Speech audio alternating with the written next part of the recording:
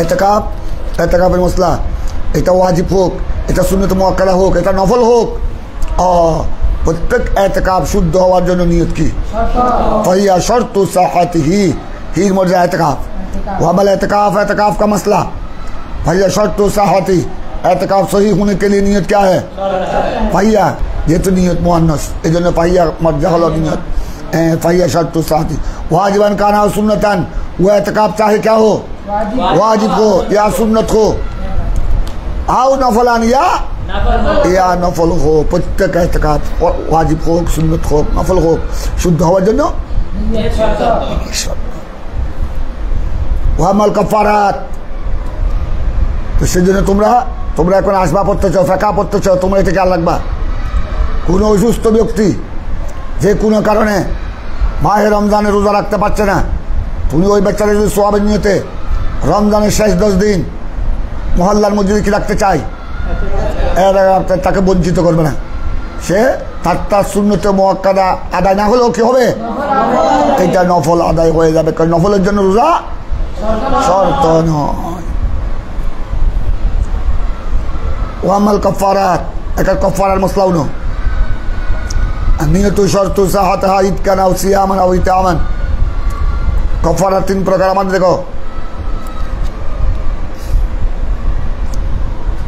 কাফারাতু সিয়াম, মাহে রমজানের রোজা। আবার এদিকে দেখো, মাহে রমজানের রোজা কেউ ঠিক সময় মাহে রমজান রোজা আদায় করতে পারলো না, রমজান শরীফের রোজা রেখে নিয়ত করে রোজা রেখে মাঝখানে ভেঙে ফেললো, শয়তানের তালে পড়ে, সুস্থ মানুষ, ওইটা ভিন্ন কথা। সেহরি খেয়েছে, রমজানের ফরজ রোজার নিয়তে রোজা শুরু করেছে সুবহ সাদেক থেকে, দিনের 10টা 11টা হয়ে গেল বা জোরের সময় হয়ে গেল, তার প্রেশার বেড়ে গেছে অথবা প্রেশার লো হয়ে গেছে, কথা বুঝছো? অথবা তার মাথা চক্কর দিয়েছে, দম করে পড়ে গেছে, অজ্ঞান হয়ে গেছে, তখন অবশ্যই সে রোজা ভাঙতে পারবে, তখন তার চিকিৎসা করতে হবে, কথা বুঝছো?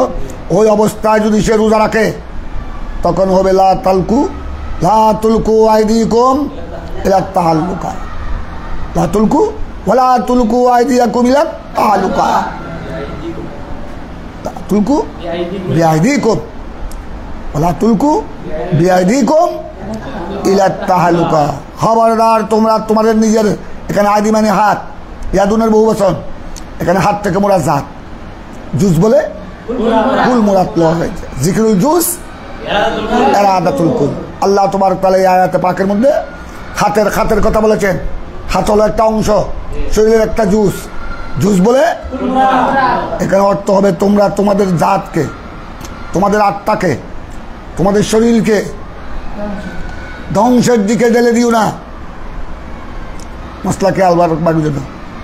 এই জন্য ফেকা পড়তে হয়। এই জন্য যেসব সুফি, আর সুফিউল জাহেল মাসখারাতুল লিশাইতা, জাহেল সুফি, মূর্খ সুফি, কোরআন হাদিস জানে না, ফেকা ফতোয়া জানে না, ইলমে দ্বীন নাই, এমনি সুফি, পাক্কা সুফি, একদম নামাজ রোজা হজ যাকাতের মধ্যে অত্যন্ত সুন্নত ওয়াজিব নফল বাদ দেয় না। এই জন্য সুফি বড় খতরনাক। কেমন খতরনাক জানো? এই বেচারা রমজান শরীফ, সে তো আল্লাহকে খুব ভয় করে, খুব আবেদ জাহেদ, এটার মধ্যে কোনো সন্দেহ নেই, কিন্তু বেচারা রমজানের রোজা শুরু করলো, সেহরি গ্রহণ করলো, ঠিক রমজানের ফরজ রোজার নিয়তে রোজা শুরু করলো, দিনের 11টা 12টা রোজা অবস্থায় তার প্রেশার বেড়ে গেল, লো প্রেশার বেড়ে ধুম করে পড়ে গেল। বাচ্চারা ছেলে ওলাদ পর্যন্ত ডাক্তার নিয়ে আসলো, ডাক্তারে চেক করলে দেখো যে তার প্রেশার খুব হাই, যে তার প্রেশার খুব লো, এখন তাকে স্যালাইন দিতে হবে, এখন ইঞ্জেকশন দিতে হবে। কিন্তু যা সুফি ওই কোরআন হাদিস তো পড়ে নাই, ও ভাই আমি মরে যেতে পারবো, তারপরও এই দেখো খুব ভালো করে খেয়াল করো, সে বলে দরকার আমি মরে যাব। ডাক্তার বলছেন আপনি এই মুহূর্তে যদি চিকিৎসা না করে, আপনার বাবার যদি এই মুহূর্তে মেডিকেলে ভর্তি না করান, ক্লিনিকে ভর্তি না করান, এই মুহূর্তে ওনার অবস্থা খুব ভয়াবহ। এখন ওনার এখানে কাম চলছে না, হার্ট ফেল করবে কতক্ষণ পরে। কিন্তু এই বেচারা তো সুফি, সুফিদের একদম খুশকো সুফি। আর সুফিউল জাহেল, কোরআন সুন্নাহ জানে না, ফাঁকা ফতোয়া জানে না, না আমি মরতে রাজি তারপরও রোজা ভাঙতে কি নাই, এই এদেরকে বলা হয় সুফিউল।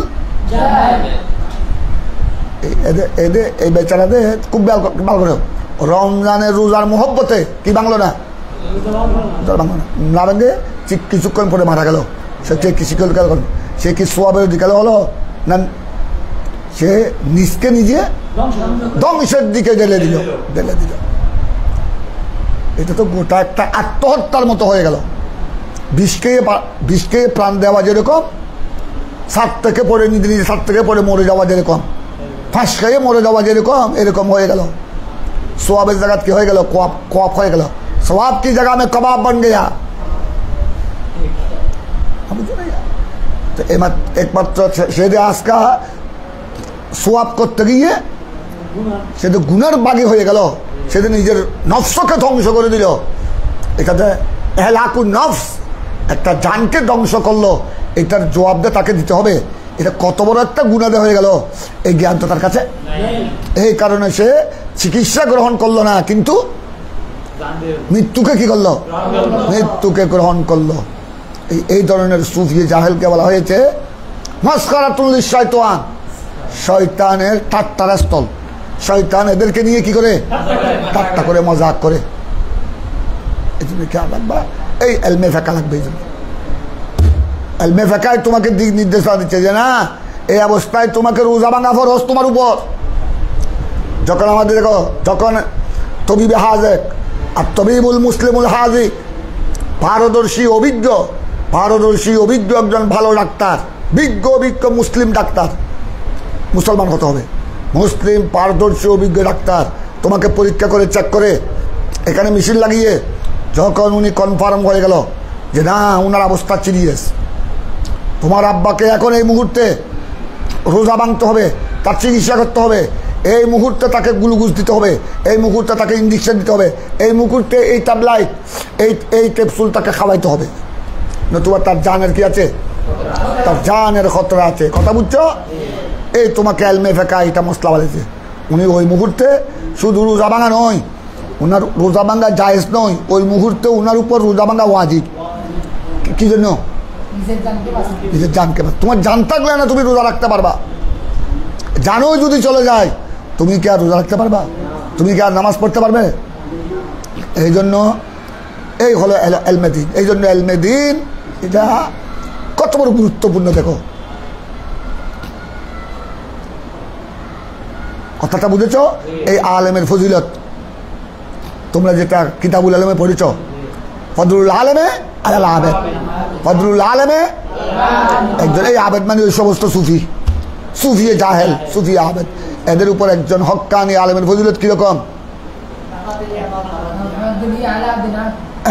কাফাদলি আলা, তোমাদের যারা অর্থাৎ আমার নবী উম্মত আর কি, তোমরা যারা আমার উম্মত, আমার উম্মত আর আমি নবীর মধ্যে যেরকম ব্যবধান, তোমরা যারা আমার আগলা মানে সাধারণ উম্মত, তোমরা সাধারণ উম্মত আর আমি নবী ওদের যে ডিফারেন্স, যে ডিস্টান্স, যে পার্থক্য, ঠিক তদ্রূপ আপনার আলেম আর আবেদের মধ্যে, আলেম আর আবেদের মধ্যে এরকম পার্থক্য। এখন মশলা খেয়াল করো, আমাদের মশলা কি চলতেছে, কিসের উপর মশলা চলতেছে? ওয়াব্বাল কাফারা। এখন দেখো মশলা ওদের রোজার অসুস্থতার কারণে তোমার শরীর আর চলছে না, রোজা রাখা সম্ভব নয়, তুমি ভেঙে ফেলেছ, এটার দ্বারা কোনো গুনাহ নয়। বরং আত্মবিবুল মুসলিমুল হাজি, অভিজ্ঞ মুসলিম পারদর্শী ডাক্তার যদি বলে তোমাকে তখন রোজা ভাঙতে হবে, রোজা ভাঙাটা তোমার উপর ওয়াজিব হয়ে যাবে, তোমার জানকে কি করার জন্য? বাঁচানোর জন্য। খুব খেয়াল করা, ওইটার দ্বারা কোনো গুনাহ নাই। বরং এটার দ্বারা মশলা হলো তুমি পরবর্তী পর্যায়ে সুস্থ হলে একদিনের বদলা এক রমজানের বিনিময়ে, একদিনের বিনিময়ে আরেকদিন তুমি কজা করলে হয়ে যাবে। কারণ এটা হলো অসুস্থতার কারণে। যেমন তোমরা কোরআনে পাকে পড়েছ, ফামান কানা মিনকুম মারিদান, তোমাদের মধ্যে যদি কেউ মাহে রমজানে মরিজ হয়ে যায়, মরিজ অসুস্থ, হাওয়ালা সফরিন অথবা সফরে থাকে ফাইদাতুন মিন আইয়ামিল উখার, সে অন্য দিন মাহে রমজান ছাড়া অন্য সময়ে একদিনের বদলায়। কিন্তু দেখো কাফারা কখন, খুব ভালো করে খেয়াল করে, এটার দ্বারা তো হলো কজা। অসুস্থতার কারণে তুমি রমজানে রোজা রাখতে পারলে না, যে কদিন রাখতে পারবে না সে কদিন পরবর্তী পর্যায়ে সুস্থ হলে কজা আদায় করবে। আর সুস্থ হওয়ার সম্ভাবনা নাই। দেখুন দেখো এমন রোগাক্রান্ত হয়ে গেল সে আর বালা হওয়ার কি নাই, ডাক্তারে জবাব দিয়ে ফেলেছে তোমার বাবার বালা হওয়ার সম্ভাবনা নাই। তোমার মা যা কদিন আল্লাহ হয়াত রেখেছে এ কদিন মা বাবার সেবা করো, আর বেশি দিন লাস্টিং করবে না। ওনার ভিতরের অবস্থা খুব কাহিল, উনি পরবর্তী পর্যায়ে সুস্থ হওয়ারও সম্ভাবনা নাই। তো সুস্থ না হলে উনি কজা কিমনে রাখবে? তার জন্য হলো ফিদিয়া। তার জন্য কি? তার জন্য ফিদিয়া। ফিদিয়া বুঝো? ওটা প্রত্যেক রমজানের প্রত্যেক দিনের বিনিময়ে যে কদিন উনি রাখতে পারে নাই এই দিনের বিনিময়ে ওনাকে কি করতে হবে? ফিদিয়া দিতে হবে। ফিদিয়া হলো কি? ফিতরা হলো আপনার তোয়ামু মিসকিন। একদিনের বিনিময়ে, দেখো রমজানের একদিনের বিনিময়ে একজন গরিব মিসকিন যারা যাকাত ফিতরা খেতে পারে তাদেরকে কি দেওয়া? খানা দেওয়া। দুই বেলা খানা। তোয়ামু মানে 2 বেলা খানা, 2 বেলা পেট পরে খানা দিবা। অথবা ওই খানা পরিমাণ কি দিবা? টাকা দিবা। একটা খানা। আরেকটা পারবে 1 জোড়া কাপড়, কিসুয়া বলা হয়, কিসুয়া ছোটা কাপ সিন ওয়া গুলতা, জোড়া কাপড়। অথবা এই পরিমাণ টাকা দিলে হয়ে যাবে। এটার নাম হলো ফিদিয়া। কিন্তু দেখো কেউ ইচ্ছা করে অসুস্থতার কারণে নয়, সফরের কারণে নয়, যুবক আদমি সুটান যুবক যুবতী রমজানের রোজা নিয়তে সেহরি গ্রহণ করলো, সুবহ 7 থেকে রোজা শুরু করলো, দিনের 11টা 12টা যখন হলো, 11টা 12টা জোহরের সময় 1টা 2টা যখন হলো সে এখন শয়তানি করে আর বুক যখন খিদে যখন এসেছে আস্তে করে ঘরের ফাঁক ঘরে দিয়ে ভালো করে খেয়ে ফেলছে। ইচ্ছাকৃত রোজাটা কি করলো? নিয়ত করে শুরু করলো, ইচ্ছা করে ভেঙে ফেলো। কোনো রোজার মরিজের কারণে নয়, ফামান কানা মিনকুম মরিজার নয়, মরজের কারণে নয়, সফরের কারণে নয়, ইচ্ছাকৃত রোজা রমজানের রোজা শুরু করে ভেঙে ফেলে। তার জন্য ফালাইহিল কজা ওয়াল কাফারা, তাকে কজাও দিতে হবে। কজা তো বুঝছো, একদিনের বিনিময়ে একটা, আবার কাফারা একদিনের বিনিময়ে 60টি তাকে কি দিতে হবে? কথা বুঝছো? 60টি কাফারা দিতে হবে তাকে। একদিনের বিনিময়ে 61টি রোজা রাখতে হবে। আবার কাফারা দেখো 2 মাস, 60টি মানে 2 মাস, আবার 2 মাস কি মুতাতাবিআন, এটা শাস্তি, আল্লাহর পক্ষ থেকে শাস্তি। কেন সে ইচ্ছাকৃত রোজা ভাঙলো? রমজানের রোজা ভাঙলো কোনো কজ ছাড়া, উইদাউট কজ, কোনো কারণ ছাড়া, বিশেষ কোনো কারণ ছাড়া, আমদান কসদান। আবার মুতাতাবিআন লাগাতার 2 মাসের মধ্যে মাঝখানে একদিনও গ্যাপ দিতে, একদিন গ্যাপ দিলে আবার 2 মাস, আবার তারপরের দিন থেকে আবার 2 মাস, প্রথম থেকে। এটা হলো আল্লাহর পক্ষ থেকে শাস্তি। যেন কেউ এরকম আমদান কসদান যেন রমজান শরীফের রোজা যেন কি না করে। এখন দেখো আরেকটা আছে, এটা হলো কাফারা। তো কাফারার কয়েকটা বিধান আছে। কাফারার মধ্যে একটা আছে রোজা রাখা, রোজার মাধ্যমে কাফারা। আরেকটা আছে, এখন দেখো সে নিজে খেতে পারছে না, ওই বল্টু, ওই নজওয়ান যে ইচ্ছাকৃত রোজা ভাঙলো, সে নিজে পরিবার নিয়ে চলতে পারছে না, সে 60 জন। একটা মশলা শুনো, আমাদের দেখো ওটা তো কাফারা, তোমরা প্রকরম দেখলা, একটি কজা রমজানের একদিনের বিনিময়ে একটি কজা আর 60টি কাফারা। ভালো করে খেয়াল করো। আমাদের দেখো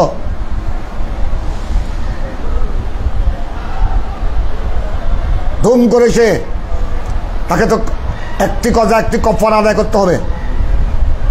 আল্লাহ না করুক ধুম করে সে অসুস্থ হয়ে পড়লো, এমন জটিল রোগে আক্রান্ত হয়ে গেল, এখন সে 60টি কফারা তো দূরের কথা, একটি কজা আদায় করো তার জন্য কি নয়, ডাক্তাররা পরামর্শ দিয়েছে তোমার বাবা যদি রোজা রাখে মারা যাবে, তার জন্য ডাউট, আশঙ্কা, খতরা।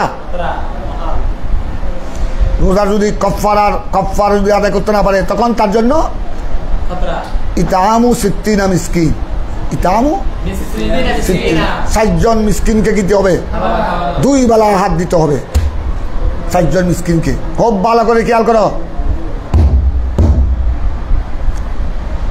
তো এখন কফারের মধ্যে কি আছে দেখো, কফারের মধ্যে একটা হলো গোলাম আজাদ। এখন গোলাম আজাদ নাই, ওই যেটা তোমরা কোরআন শরীফ পড়ে তাহারিরু রকাবা, তাহারিরু রকাবাতেন, গোলাম আজাদ। এখন যেহেতু গোলাম আজাদের প্রচলন নাই, এখন দিতে হবে কি ওই একদিনের ইচ্ছাকৃত যদি রমজানের একটি রোজা যদি ভেঙে ফেলে তাকে একটা কজা আর 60টি কাফারা আদায় করতে হবে। কিন্তু এখন তার কাছে কি করার শক্তি নাই, তাকে কি দিতে হবে, খাবার দিতে হবে মিসকিনদেরকে। 60 কয়জন মিসকিন? এখন আমাদের দেখো, এখন কফারের মধ্যে তুমি যেটা আদায় করো, কফারের মধ্যে 3টা অপশন আছে, 3টা ইখতিয়ার। একটা হলো গোলাম আজাদ, তো এখন তো গোলাম আজাদ প্রচলন নাই, বাদ দাও এটা। এখন আছে 2টা, একটা হলো তোমাকে 60টি লাগাতার 60টি রোজা আপনার কফারা হিসেবে আদায় করতে হবে। আরেকটি হলো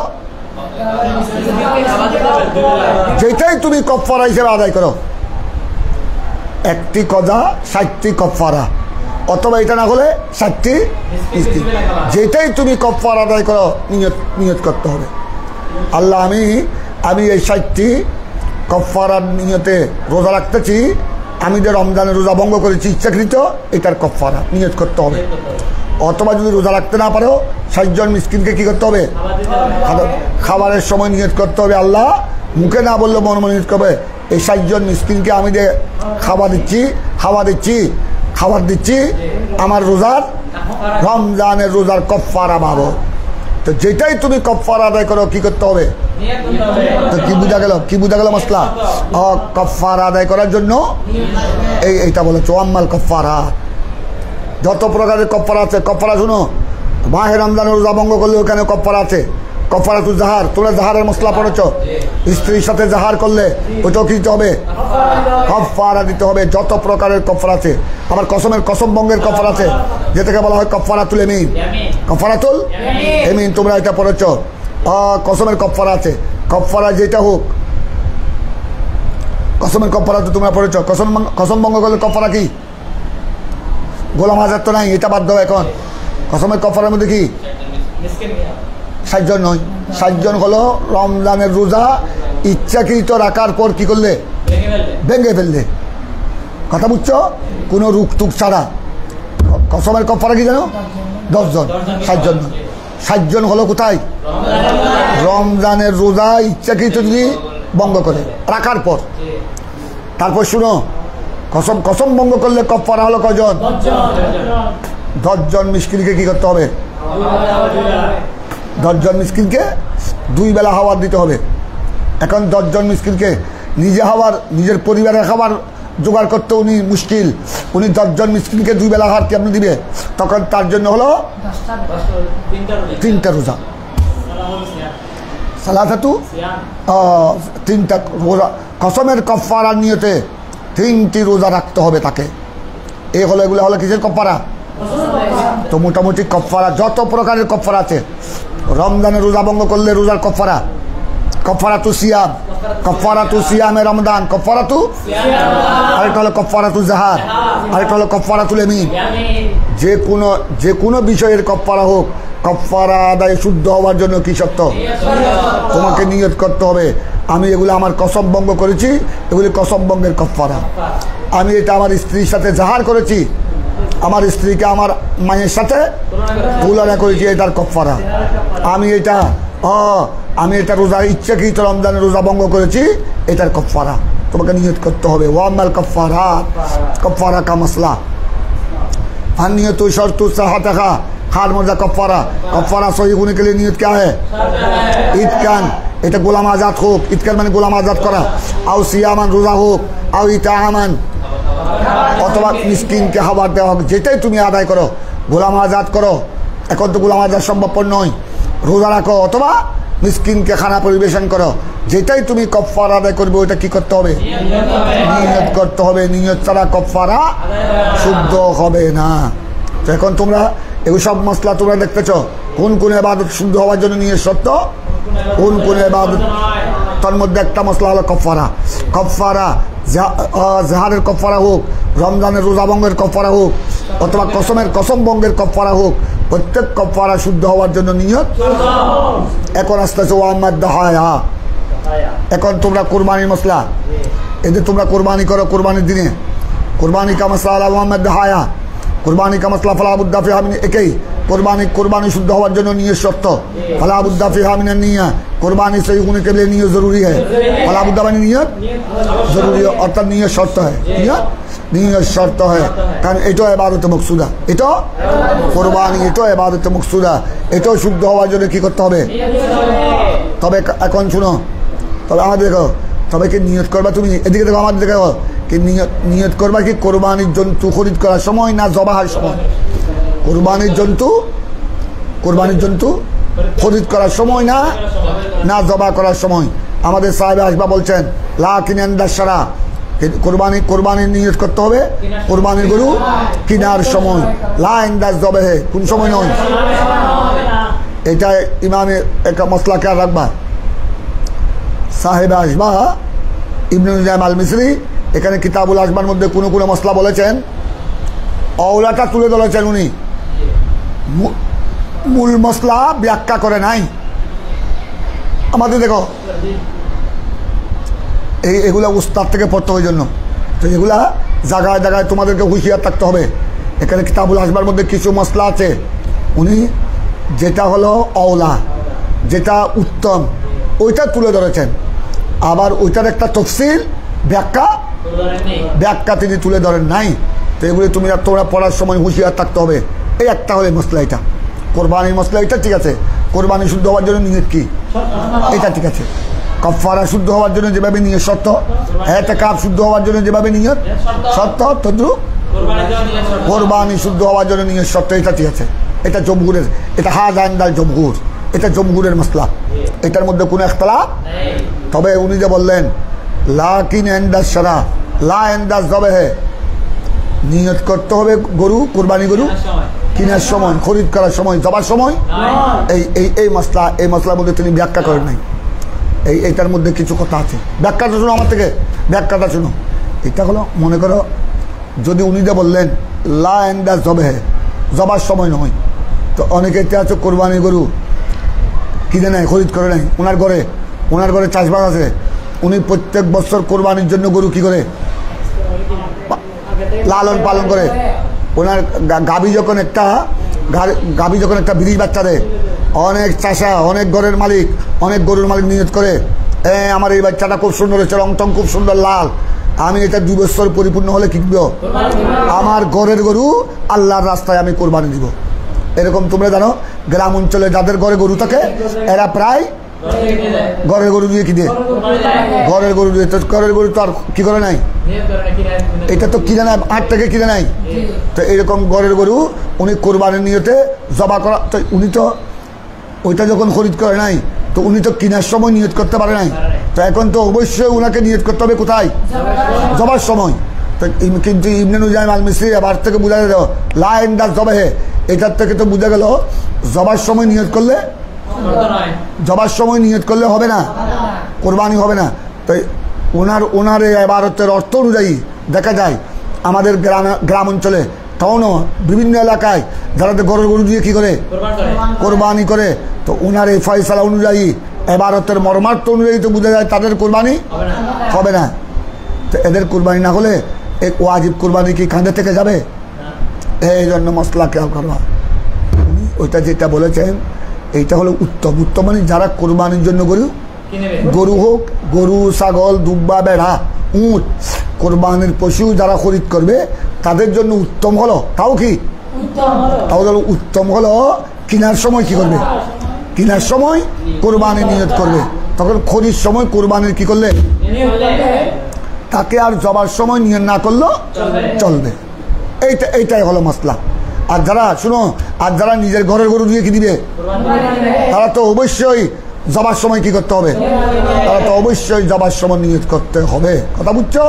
তো এইটা উনি যেটা বলেছেন, এইটা হলো যারা কোরবানি নিয়তে কি করবে, কোরবানির জন্য পশু খরিদ করবে, তাদের জন্য উত্তম হলো আপনার কোন সময় নিয়ত করা, সারা আইন্দার সারা কেনার সময়, খরিদ করার সময় নিয়ত করাটা কি। আচ্ছা, আরেকটা মশলা দেখো, তোমরা আমরা যারা বাজার থেকে পশু খরিদ করে কোরবানি করি, আমরা খুব ভালো করে খেয়াল করলাম, আমরা কেনার সময় কোরবানি নিয়ত করলাম না, জবার সময় নিয়ত করলাম, এটা কি আদায় হবে না? আদায় তো অবশ্যই হবে। তো এই জন্য এই মশলাকে তোমরা এইভাবে, আমি যেভাবে ব্যাখ্যা দিচ্ছি এভাবে বুঝে দিবা। উনি যেটা বলছেন এটার অর্থ হলো, অর্থাৎ যারা কোরবানির নিয়তে পশু কিনবে, খরিদ করবে, এদের জন্য উত্তম হলো কোন সময়, কেনার সময় নিয়ত করা। আর যদি কেনার সময় নিয়ত না করে জবার সময় নিয়ত করলো চলে যাবে। কথা বুঝছো? আর যারা ঘরের গরু দিয়ে কোরবানি করবে, বস জবা করার সময় হোক বা জবা করার আগে যদি নিয়ত করে, অনেকে আগে নিয়ত করবো তাকে আমি আমার এই গরু দিয়ে কি করব, এই বছর কোরবানি করবো, এটা 2 বছর পরিপূর্ণ হয়ে গেছে, আমি এটা বড় শখে লালন পালন করেছি, বড় আমার গরুটা বড় সুন্দর, আমি এটা আল্লাহর রাস্তায় কোরবানি করব। তো এই গরু দিয়ে কোরবানি করলো হয়ে যাবে। তবে উনি যেটা বলেছেন এটা হলো যারা পশু কোরবানির নিয়তে পশু কিনবে, তাদের জন্য উত্তম হলো কোন সময়, এন্দার সারা। এন্দার সারা কিনলে একটা লাভও আছে, এখানে একটা হেতু আছে, সামনে এটা তোমরা পড়বে, সামনে এবার আসবে। এটা এদিকে দেখো, সারার সময় কেনার সময় যদি তুমি কোরবানি নিয়ত করো, ভালো করে খেয়াল করো, তখন একটা লাভ হবে কি জানো, একটা লাভ হলো আমাদের দেখো কোরবানির দিন হলো আইয়াম উদহিয়া, তোমরা জানো আমাদের হানিফি মজাব আন্ডাল হানফিয়া, হানিফি মজাব অনুযায়ী জিলহজের 10, 11, 12 কদিন, 3 দিন, এই 3 দিন 10, 12 তারিখ সূর্য ডুবার আগ পর্যন্ত ওয়াক্তুল উদহিয়া, কোরবানির সময়। 10 তারিখ ঈদের নামাজের পর থেকে শুরু হয়, ঈদের নামাজের পর থেকে একদম 12 তারিখ সূর্য ডুবার আগ পর্যন্ত ওয়াক্তুল উদহিয়া, কোরবানির সময়। 10 তারিখ উত্তম বেশি, 10 তারিখ হলো আফজল, 10 তারিখ না পারলে 11 তারিখ, 11 তারিখ না পারলে 12 তারিখ। এখন দেখো আমাদেরকে মাসলা, তুমি খরিদ কোরবানির নিয়তে পশু খরিদ করার সময় আমাদের টাউন এলাকায় বেশিরভাগ মানুষ আপনার 1 দিন 2 দিন কোরবানির 1 দিন 2 দিন আগে কিনে খরিদ করে, গ্রাম অঞ্চলে 1 সপ্তাহ 2 সপ্তাহ 1 মাস আগেও খরিদ করে, যাদের রাখার কি আছে, জায়গা আছে। এখন মনে করো তুমি খরিদ করার সময় তুমি কোরবানি নিয়ত করলা, কেনার সময় যে আমি এই গরু এই পশু খরিদ করলাম, কিনলাম কোরবানি নিয়তে, পরবর্তী পর্যায়ে কোরবানির দিন আসার আগে আগে খুব ভালো করে খেয়াল করো, 10 তারিখ থেকে জিলহজের 10 তারিখ থেকে কোরবানির দিন, এখন তোমার গরুটা কোরবানির 8 তারিখ 9 তারিখ চুরি হয়ে গেল, একজন গাছের একজন আত্মসাৎকারী, খুব ভালো করে খেয়াল করো, সেও তোমার প্রতিবেশী হামসায়া, সেও আবার কোনো গিলটি চুরি এরকম নয়, সে কি করেছে, তোমার গরুটা সুযোগ মতো এসে চুরি করে নিয়ে গেল। তবে তার উদ্দেশ্য হলো যে আমি তো কোনোদিন আল্লাহ রাস্তায় কোরবানি দিতে পারলাম না, সামনেও পারবো কিনা জানি না, কথা বুঝছো, যে আমার এই তৌফিক নাই। এইটা যখন আমার জ্যাঠতো ভাইয়ের গরু, আমি তাকে না বলে চুরি করে আত্মসাৎ করে নিয়ে আসলাম, আমি এটা আমার নামে কোরবানি করে দিই, তার কাছে আল্লাহ তৌফিক আছে, সে আমি ধরা পড়লে তাকে বলবো আরে তোমার কাছে আল্লাহ তৌফিক দিয়েছে, তুমি আরেকটা দিয়ে করো, এইটা আমি করেছি, আমি কোনোদিন কোরবানি করি না, তুমি প্রত্যেক বছর করতেছ। আর কবে সে কি আমি স্বীকার করলে কি সে তো আমাকে আর মারে ফেলবে না? ভালো করে খেয়াল করো, এখন তোমার প্রতিবেশী একজন তোমার গরুটা কোরবানির পশুরা তোমাকে না বলে উনি নিয়ে গিয়ে কোরবানির দিন কী করে দিল, বিসমিল্লাহ আল্লাহু আকবার জবা করে দিল, এবং কিসের নিয়ত করলো, ভালো করে খেয়াল করো, এটা সে ধরা পড়ে গেল, একরারও করলো, স্বীকারোক্তি করলো, সব কিছু বলে দিল। এখন কার পক্ষ থেকে কোরবানি আদায় হবে আসতেছে, তুমি যেহেতু খরিদ করার সময় কি করেছ, এই কারণে তোমার থেকে চুরি করে বা আত্মসাৎ করে নিয়ে যদি কোরবানির দিন যদি সে কোরবানি করে আল্লাহর নামে জবা করে কোরবানি নিয়ত যদি করে, এটা তোমার পক্ষ থেকে আদায় হবে, তার পক্ষ থেকে আদায় হবে না। তোমার পক্ষে আদায় হবে কেমন? যেহেতু তুমি কিনার সময় নিয়ত করলে একটা লাভ করলো, এটা কিনার সময় নিয়ত করলে বড় লাভ হয়ে গেল। কারণ তুমি তো তোমার হাতে থেকে তোমার সামনে তো জবা করতে পারো নাই, তুমি তো আরে গরু সাথে তোমার গরু যদি আরেকজনে কি করে নিয়েছে, আরেকজনে চিন্তাই করে নিয়ে গেছে, আরেকজনের চুরি করে নিয়ে গেছে। এখন তো তুমি এই গরুকে জবা করতে পারো নাই, তো জবাই করতে পারো নাই, তো জবা করার সময় তুমি কোরবানি নিয়ত কেমনে করবা? তুমি তো জবাই করতে পারো নাই। কিন্তু তোমার থেকে চুরি করে বা চিন্তাই করে বা আত্মসাৎ করে তোমার পার্শ্ববর্তী যে নিয়ে গেছে, সে যদি কোরবানির নিয়তে জবা করে এবং কোরবানির দিনে যদি জবা করে, এটা সে চুরি করে নিল, চুরি করার কারণে অপরাধী হবে, চুরি করার কারণে দোষী সাব্যস্ত হবে, শাস্তির যোগ্য হবে। কিন্তু কোরবানি আদায় হবে কার? মালিকের। বলো না, কোরবানি আদায় হবে কার? যেহেতু মালিক এটা কেনার সময় কিসের নিয়ত করছে, সুতরাং আরেকজনে যদি এটাকে জবাও করে কোরবানির নিয়তে, কার কোরবানি আদায় হবে? মালিকের। এইটা বুঝাবার জন্য সাহেবে আসবা বলেছেন যে কোরবানির পশু খরিদ করার সময় কি করতে হবে? লা ইনদাস জবা। কারণ অনেকেই তার কোরবানি পশু যখন চুরি হয়ে গেল, তো সে তো জবা করার সুযোগ পেল না, তো জবা করার সুযোগই পেল না, তো জবার সময় আর নিয়ত করার সুযোগও নাই। সুতরাং সে যদি আপনার খরিদ করার সময় কি করে এবং তার গরুটা যদি তাকে না বলে আরেকজনে কি করে দে, কোরবানির দিন জবা করে দে কোরবানি নিয়তে, কার কোরবানি আদায় হবে? মালিকের। এইটাই হলো মশলা। নতুবা কেউ যদি আপনার পশু খরিদ করার সময় কিরবানির নিয়ত করলো না, কিন্তু জবার সময় কোরবানির নিয়ত করলো, কি হয়ে যাবে? আদায় হয়ে যাবে। লাবুদ্দা ফিহা মিনান নিয়া লাকিন ইনদা শারা লা ইনদা যাবে ওয়াতাফারা আলাই আন্নাহু লাউ ইশতারাহা বিনিয়াতিল উদহিয়া ফাযাবাহা গায়রুহু বিলা ইজনিন ফাইন আযাহা মাযবুহাতান ওয়া লাম ইয়াদমান গুয়াযাতহু ওয়া ইন জামানাহু লা তাযিহা কামা ফি উদহিয়াতিজ যাখিরা। এই মশলাটা দেখো, এই মশলা থেকে একটা শাখা বের হচ্ছে, ওয়াতাফারা আলাই, ফরাবার হচ্ছে, ফরা মানে শাখা, যে কোরবানি শুদ্ধ হওয়ার জন্য নিয়ত, কোরবানি শুদ্ধ নিয়ত শর্ত। তবে শর্ত তো কোন সময়? কেনার সময়। তো এটার থেকে একটা মশলা বের হচ্ছে, মশলাটা দেখো। লাউ ইশতারাহা, কেউ কোনো ব্যক্তি কোনো আপনার মালিক কোনো ব্যক্তি ইশতারাহার মধ্যে কোরবানির পশু কিনলো, খরিদ কিনলো, বেনিয়তুল উদহিয়া, কোন নিয়তে?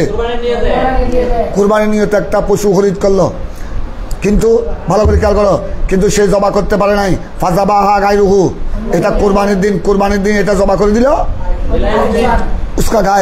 उसका गाय ने उसको क्या कर दिया? বেলা ইজনিন, মালিকের ইজিন ছাড়া। কথা বুঝছো? উদাহরণস্বরূপ শুনো, উদাহরণস্বরূপ তোমরা পার্শ্ববর্তী ঘর, তো তোমরা চাষতো জানতো ভাই, এদিকে দেখো, তোমরা চাষতো জানতো ভাই। এখন তুমি ভালো করে মশলা খেয়াল করো, তুমি কোরবানির পশু খরিদ করেছো কোরবানির নিয়তে। এখন তুমি ঈদের নামাজ পড়তে গেছো, ঈদের নামাজ পড়ে তুমি একটু সুফি, তুমি একটু মুরব্বীদের জিয়ারত করতে, ওখানে দোয়া মুনাজাত করতে সময় লাগছে। এখন তুমি আসতে দেরি করছো। এখন উনি তোমার চাচতো ভাই, তো তোমার চাচতো ভাই কিন্তু উনি কোরবানি করার ক্ষমতা নাই। তো উনি কী করছে? আরে আমার জেঠতো ভাইয়ের গরু তো সবসময় আমরা জবা করি, এটা তো আপনার জবা টবা সবগুলো আমরা করি, এগুলো সব আপনার বন্টন টন্টন আমরা করি। আর উনি সুফি মানুষ, উনি অলিউল্লাহ দরবেশ, উনি একটু আসতে দেরি হচ্ছে। কী হয়েছে? আমরা যখন সবাই এসে গেছি আমরা কি করে দিই? ওনারা তুমি কিন্তু তাদেরকে ইজাজত দাও নাই, বেলা ইজনিন। ওনারা কি করছে? তোমার স্বাস্থ্যজাতবা হিসেবে, ভাই বেড়াদর হিসেবে ওনারা কি করছে? বিসমিল্লাহ আল্লাহু আকবার করে কি করে দিল? জবা করে দিল, একদম খালাই টালাই সব কিছু ঠিক করে। ওনারা বা মাংস টাংস কি করতে শুরু করলো, এখন বাঘ বটোয়ারা করা শুরু করলো, সব আপনার তৈরি করা শুরু। উনি তখন সুইসা বুঝে আসলেন, ও তোমরা কি জবা করে দিয়েছো আমাকে না বলে? আর আপনি ওখানে সময় চলে যাচ্ছে, আর এগুলা কখন আমরা ঠিক করব, কখন গরিব মিসকিনকে দিব, সেই জন্য আমরা খেয়াল করলাম আপনি ইবাদত বন্দেগীকে থাকেন, আমরা কাজটা করে দিই। তো এখন দেখো, তো তুমি যেহেতু ওই কোরবানি গরুটা খরিদ করেছো কোন নিয়তে, ওরা তোমার রাজস্থারা জবা করে দিলেও কার কোরবানি আদায় হবে? এইটা বলা হচ্ছে। দেখো, আমরা ওলা ইশতারা হবে নিয়তুল উদহিয়া ফাযাবাহা গায়রুহু বিলা ইজনিন। তবে একটা কথা আছে আমাদের, দেখো সামনে বার্তা খেয়াল করো, ফাইনা হাজাহা মজবুহাতান, যদি মালিক এসে যদি মালিক এসে এই কোরবানির গরুটা নিয়ে যায়, হার মধ্যে পশু, কোরবানির পশু নিয়ে এলো মজবু হাতান, জবা অবস্থায়, জবাকৃত অবস্থায়, যে না তোদেরকে কি আমি অনুমতি দিয়েছি, রাত তোরা জবা করে দিচ্ছ, আমার গরু আমার পশু আমাকে দিয়ে গেলা। উনি মালিক এসে তাদের থেকে কি করে নিল, তোরা আর কিছু করতে হবে না, তোরা যখন আমার অনুমতির জন্য অপেক্ষা করস নাই, যা তোরা আর করতে হবে না, আমি অন্য মানুষ দিয়ে করাবো। যে তোরা জবা করে ফেললো, জবাকৃত পশু উনি নিয়ে ফেললো, তবে আবার বলা মিয়াদ মানহু নিয়ে ফেলছে, আর তাদের থেকে কোনো জামান নাই। বলা মিয়াদ মানহু ওর উসে কুই জামান না লিয়া, ও যে জবা করেছে ওনার অনুমতি ছাড়া, ও গায়ের, তার থেকে কোনো কিনে নাই, জরিমানা নেই। লাম ইয়াদ মানহু, ইয়াদমান জামান মানে অর্থাৎ এটা বলে নাই যে আমার এজাজত ছাড়া কেন তুই আমার কোরবানির পশু জবা করলি, আমাকে এটার কি দে, আমার ক্ষতিপূরণ দে, আমার এই গরুর দাম 1.5 লক্ষ টাকা, 1.5 লক্ষ টাকা আমাকে জলদি দে, এরকম কোনো জামানো নাই।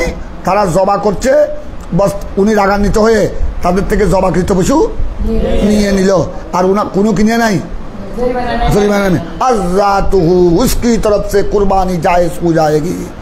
अजरात हुआ नहीं उसकी तरफ से, उसके मानी मालिक की तरफ से, अजरात हुर्मजा मालिक की तरफ से कुर्बानी क्या हो जाएगी, जायज़ हो जाएगी। যেহেতু উনি কেনার সময় কোরবানি নিয়ত করেছে, যদি ওনার গায়ের আরেকজনে যদি ওনারা জাজসরা কি করে দিয়েছে, ওই উনি কেনার সময় নিয়ত করার কারণে, কোরবানি নিয়ত করার কারণে আর আরেকজনে জবা করলো, মালিকের জাজসরা ওনার পক্ষ থেকে কি হয়ে যাবে, আদায় হয়ে যাবে।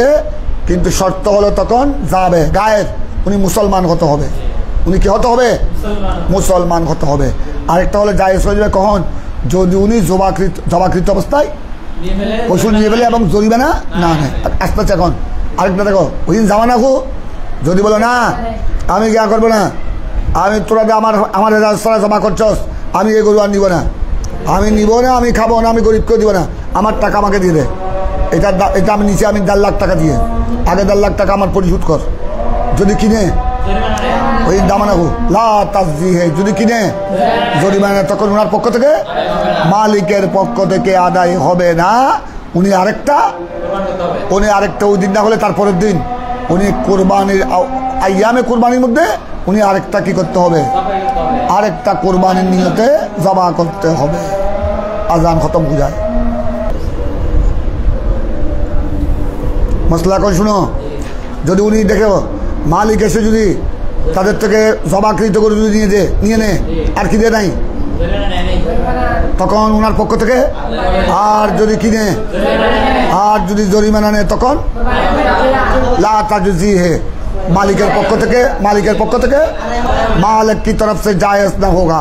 কেন মশলা শুনে আবার, কারণ যদি জবাকৃত অবস্থায় নিয়ে নে, এটার দ্বারা বোঝা গেল ওনার গায়ের উনি ছাড়া আরেকজন যে জবা করছে, এই জবার উপর উনি কি আছে, রাজি আছে, এই জবার উপর উনি রাজি আছে, কারণ কিনে নে দে, জরিমানা নেয় নাই। আর যখন কিনিল তখন বোঝা গেল গায়ের জবার উপর উনি কি নাই, রাজি নাই। এই জন্য আপনার এই জবা উনার পক্ষ থেকে কি হবে না, আদায় হবে না। এই মশলা তোমরা কোথায় পাবা, কামাফি উদহিয়াতিজ জখিরা, ফতোয়ায়ে জখিরিয়ার কিতাবুল উদহিয়ার মধ্যে এই মশলা রয়েছে, কামাফি উদহিয়াতিজ জখিরা। আচ্ছা এখন আসতেছে ওয়াহাজা, আরেকটা দেখো, ওয়াহাজা ইয়া জাবাহান নফসি। আমাদের সাহেব আসবা বলছেন, হয়তো উপরে যে মশলা বলেছ, উপরে যে মশলা তোমরা পড়েছ, এইটা যদি সে গায়ের মালিক ছাড়া আরেকজন যে জবা করেছে, এই পশুকে জবা করেছে, সে যদি আননফসিহি, কার পক্ষ থেকে জবা করে, নিজের পক্ষ থেকে। আর যদি ওয়ামাইজা জাবাহান মালিকাহা, সে নিজের পক্ষ থেকে জবা করলেই বিধান, অর্থাৎ গায়ের মালিকের অনুমতি ছাড়া জবা করে দিল, জবা করেছে মালিকের পক্ষ থেকে নয়। আল্লাহ আমি এই করবো, আল্লাহর নামে জবা করলো, আল্লাহ আকবার বিসমিল্লাহ আল্লাহু আকবার জবা করলো, তবে নিয়ত করলো আল্লাহ এটা এই পশুটা আমি জবা করলাম আমার পক্ষ থেকে কোরবানি নিয়তে, মালিকের পক্ষ থেকে নিয়ত করে নাই, কার পক্ষ থেকে, আননফসিহি। এই সুরত ওয়ামাইয়া জাবাহান মালিকা, যদি কার পক্ষ থেকে জমা করে, মালিকের পক্ষ থেকে জমা করলে তখন লা জামান আলাই, তখন কি দিতে পারবে না, জরিমানা নিতে পারবে মালিক। কখন জরিমানা নিতে পারবে মালিক? কখন, যদি সে ও গায়ে যদি তার পক্ষ থেকে কি করে নিজের নফসের পক্ষ থেকে যদি কোরবানির নিয়ত করে তখন জরিমানা ইচ্ছা করলে মালিক জরিমানা নিতে পারবে, তবে আদায় হবে কার পক্ষ থেকে? জরিমানা নিলে তখন ওনার পক্ষ থেকে আদায় হবে না। হ্যাঁ, জরিমানা না নিলে মালিকের পক্ষ থেকে আদায় হবে। আর যদি ওয়ামাইয়া জাবাহান মালিকাহা, আর যদি সে যেহেতু মালিকের চাষটা তো ভাই প্রতিবেশী আমচায়া, সে আপনার কি করে দিয়েছে? জবা করে দিয়েছে কার পক্ষ থেকে? আল্লাহ আমি এটা জবা করলাম, বিসমিল্লাহ আল্লাহু আকবার করে জবা করলো, আল্লাহ এটা আমার ভাই মালিকের পক্ষ থেকে কোরবানি নিয়েছে জবা করলাম, তখন ফালা জামান আলাই, তখন কি দিতে পারবে না, কারণ যেহেতু তখন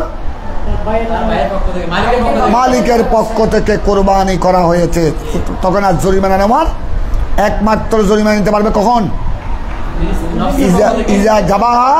ইজা জাবাহা আন নফসিহি। আর যদি মালিকের পক্ষ থেকে জমা করে তখন জরিমানা নিতে পারবে না। এখন আসতেছে তোমাদেরকে আরেক মাসআলা, হাল তাতায়্যুনুল উদহিয়া বিন নিয়া, এই মাসলার উপর আলোচনা হবে। আল্লাহুম্মা সাল্লি আলা সাইয়্যিদিনা মুহাম্মদ ওয়া আলা আলি সাইয়্যিদিনা মুহাম্মদ ওয়া বারিক ওয়া সাল্লিম।